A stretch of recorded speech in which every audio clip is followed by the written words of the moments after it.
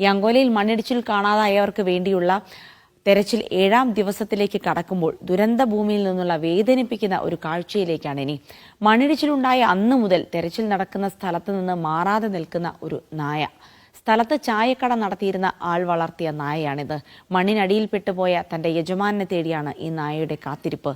ദുരന്തഭൂമിയിൽ നിന്ന് ക്യാമറമാൻ ഷിജിത് കണ്ണോം പകർത്തിയ ദൃശ്യങ്ങളൊന്ന് കാണാം.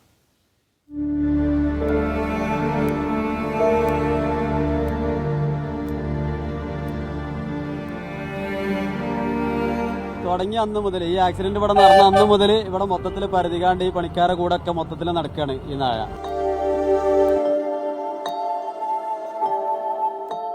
ഒന്ന് കൊടുത്തിട്ട് കഴിക്കണമില്ല എന്നല്ല, 3 നായകളാണ്. ഒന്നിൻ്റെത് കാലൊടിഞ്ഞാണ്. ആ കാലൊടിഞ്ഞത് തീരെ ഒന്നും കഴിക്കണില്ല. ഞങ്ങൾ പലപ്പോഴും ഭക്ഷണം വാങ്ങി കൊടുത്തു നോക്കി, ഒന്നിട്ടില്ല.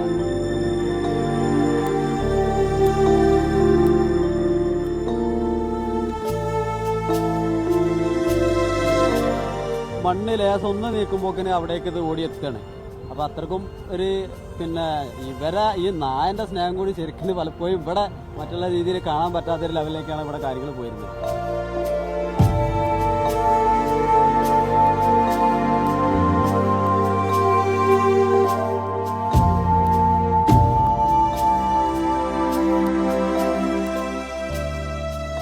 മഴ പെയ്താണ്ട് അങ്ങനെ എൻ്റെ പോയിട്ട് ഈ ആളുകളെ കൂടെ നായ വീണ്ടും പോരുകയാണ്.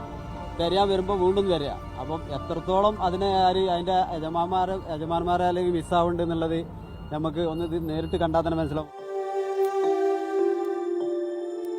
പിന്നെ ചില ഭാഗത്തേക്ക് ഇത് കൂടുതലായിട്ട് പോകുമ്പോൾ നമുക്കും തോന്നുകയാണ് അവിടെ ഉണ്ടാവും എന്നൊരു തോന്നൽ നമുക്കുണ്ട്. ആളുകൾ ഉണ്ടാവും എന്നുള്ളൊരു തോന്നലുണ്ടല്ലോ.